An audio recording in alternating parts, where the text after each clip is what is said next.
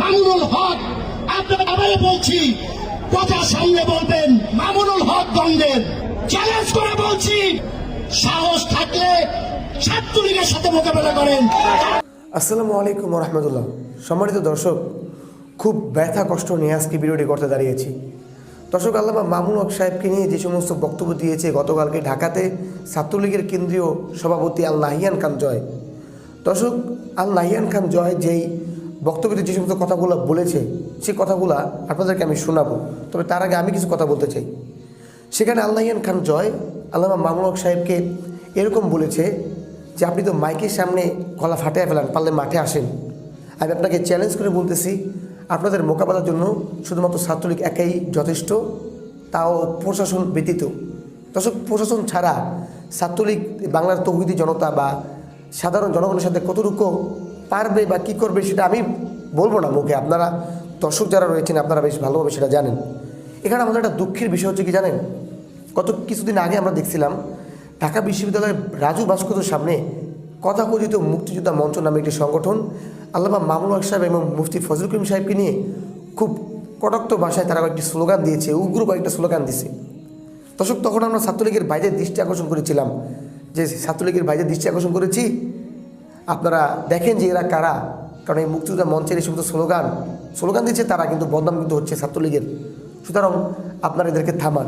কিন্তু এখন যখন দেখতেছি যে তারা নিজেরাই এইভাবে প্রকাশ্যে এসে তারা হুমকি দিচ্ছে, তারা বুড়িগঙ্গে আমাদেরকে ভাসিয়ে দেওয়ার হুমকি দিচ্ছে। আরে ভাই, আমরা কি অন্যায় করছি? আল্লামা মামুনুল হক সাহেব, মুফতি ফজলুল করিম সাহেব, এরা ভাই কি অন্যায় করছে? এরা তো কোনো অন্যায় করেনি ভাই। এদের যে ইমানি দায়িত্ব ছিল শরীয়তের পক্ষে কথা বলা, এরা যা জানে জাতিকে এটা জানানো, এটাই তো জাস্ট, আর তো কিছু না। তো এটা করতে গিয়ে যদি আপনারা তাদেরকে বুড়িগঙ্গায় ভাসিয়ে দেন, আপনারা যদি তাদের মোকাবেলা করতে আসেন, এটা তো আপনারা কিসের পরিচয় দেন আপনারা বেশ ভালোভাবে বুঝতে পারেন। তো সম্মানিত দর্শক, চলুন আমরা স্ক্রিনে সেই ছাত্রলীগের সভাপতি আল নাহিয়ান খান জয়ের সেই বক্তব্যটি আমরা শুনব। পরিপূর্ণ বক্তব্যটি অবশ্যই শুনবেন, তাহলে আপনি অনেক কিছু বুঝতে পারবেন যে একজন একটা দলের কেন্দ্রীয় সভাপতি হয়ে প্রকাশ্যে কীভাবে এরকম হুমকি দিতে পারে। দর্শক, চলুন আমরা স্ক্রিনে সেই ভিডিওটি দেখি। মামুনুল হক, আপনারা আবারও বলছি, কথা সামনে বলবেন। সেই নষ্ট ভ্রষ্ট মামুনুল হককে উদ্দেশ্য করে হুঁশিয়ারি করে বলতে চাই, আপনারা বুড়িগঙ্গার ধারের কাছে আইসেন, সব কয়টারে বুড়িগঙ্গায় ভাষা। মামুনুল হক দ্বন্দ্বের চ্যালেঞ্জ করে বলছি, সাহস থাকলে ছাত্রলীগের সাথে মোকাবেলা করেন। কোন প্রশাসনিক হেল্প লাগবে না। ওই মাইকে বৈশা বড় বড় কথা না বলে একটু মাঠে নেমে হাঁটাহাঁটি করেন। পেটটা ভালোই বাড়ছে খাইতে খাইতে। অনেক তো দেখেছি ওই শাপলা চত্বরে খুব বড় বড় কথা বলেছিলেন মামুনুল হক। বলেছিল, বড় বড় লেজ দিয়ে এসেছিল যে রাতের ভিতরে নাকি সবাই সরকার নাকি দৌড়ে পালাবে। আমরা কি দেখতে পেলাম? ওই মামুনুল হক এই বক্তব্যের কিছুক্ষণ পরেই লেজ ফুটিয়ে হেঁটে হেঁটে পালিয়ে গেছে। তাদের যে লেজ হয়েছে সেই লেজ কেটে দেওয়ার সময় কিন্তু চলে এসেছে। এই মামুনুল হক জঙ্গিবাদীদের স্পষ্টভাবে তাদেরকে নিশ্চিত থাকেন যে তাদের সাথে নিয়ে গিয়ে যাচ্ছে। জামাত, শিবির, বিএনপি, পেটাত্তারা হুঁশিয়ার, সাবধান। আমরা যদি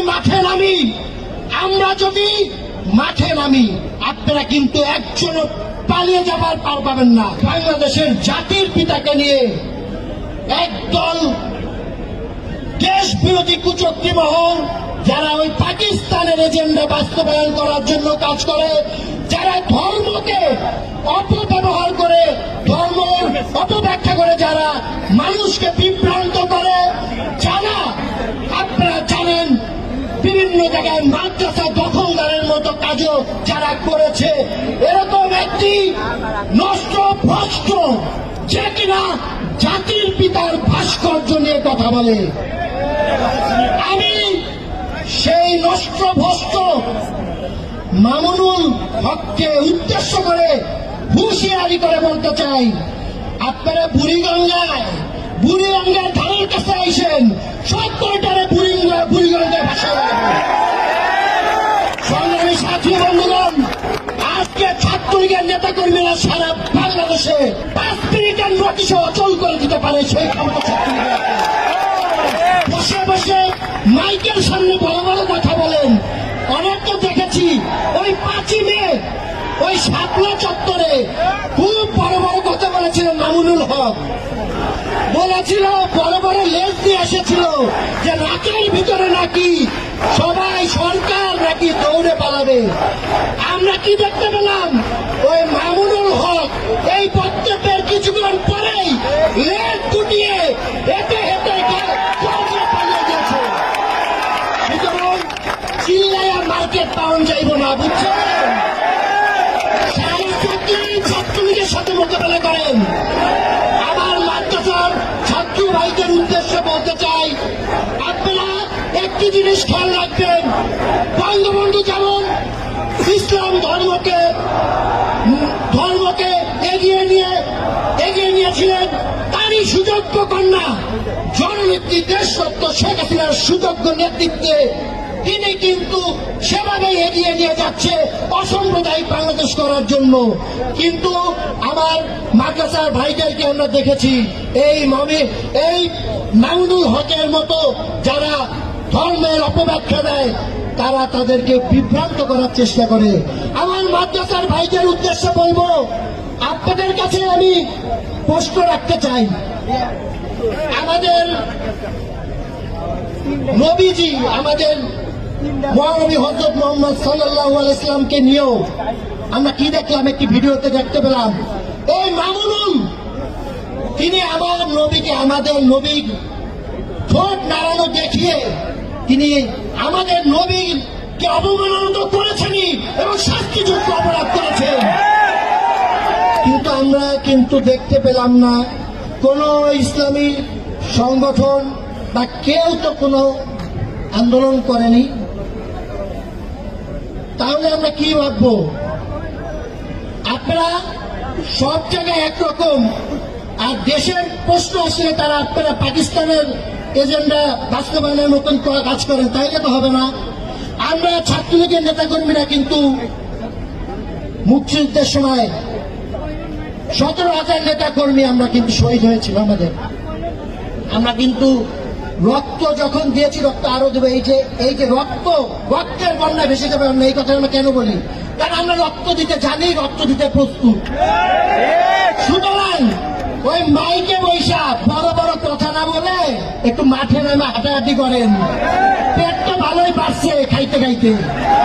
সুতরাং আপনাকে উদ্দেশ্য করে আবারও বলতে চাই, ওই মুখমণ্ডল নিয়ে আমাদের নবীজির এই ভোট দাঁড়ানো আর দেখাতে আসবেন না।